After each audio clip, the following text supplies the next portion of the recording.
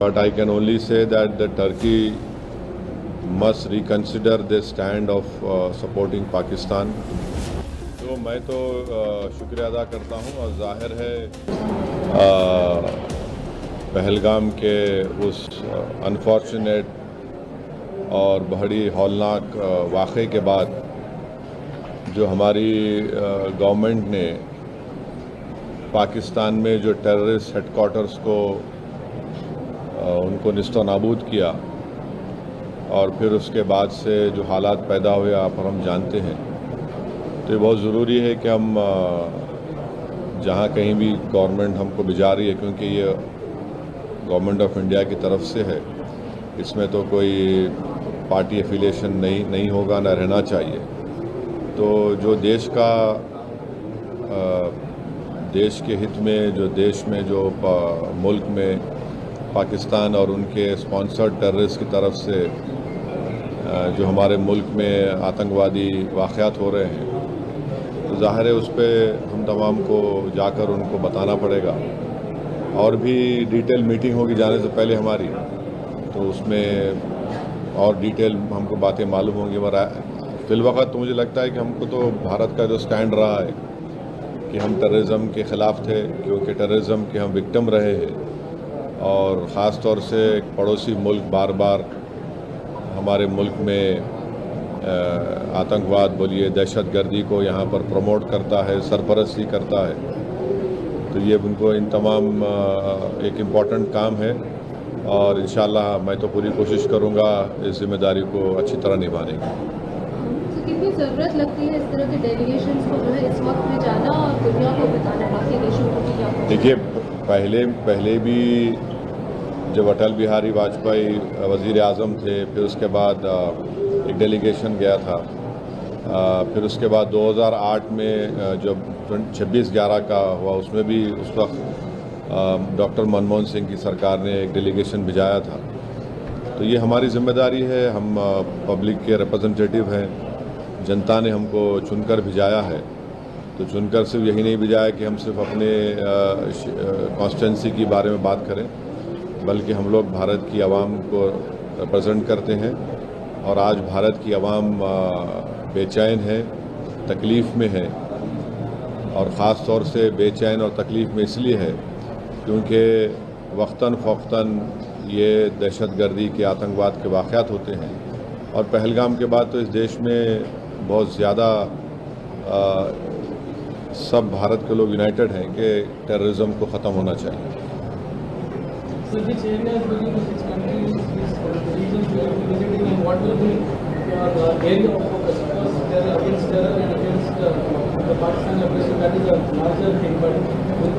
So as of now, what I know is that the group I belong to will be headed by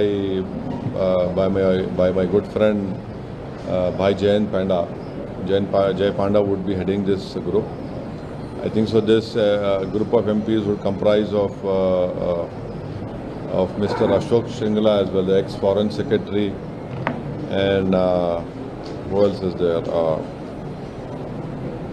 Nishikant Dubey, Fangon Konyak MP, Rekha Sharma, Satnam Singh Sandhu, Mr. Ghulam Nabi Azad. And the countries, I think so, will be going to UK, France, Belgium, Germany, EU, Italy and Denmark. I think it is UK, France, Germany, Belgium, Italy, Denmark and EU, European Union.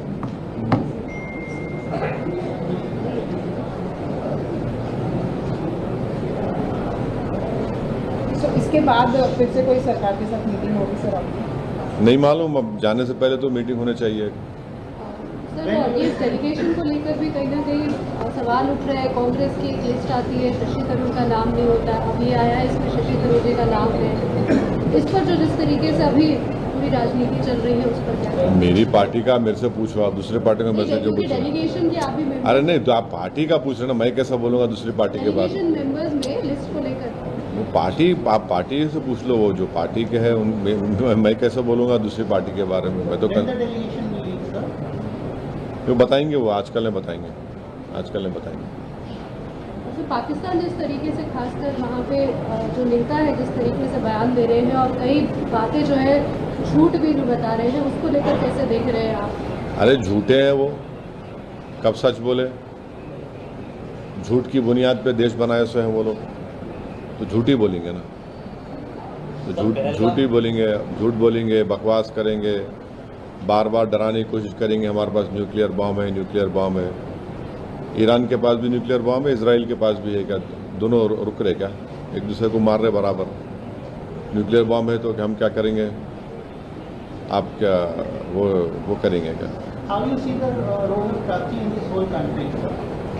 There are reports that at least 2 of their men also either injured or killed in action in Pakistan.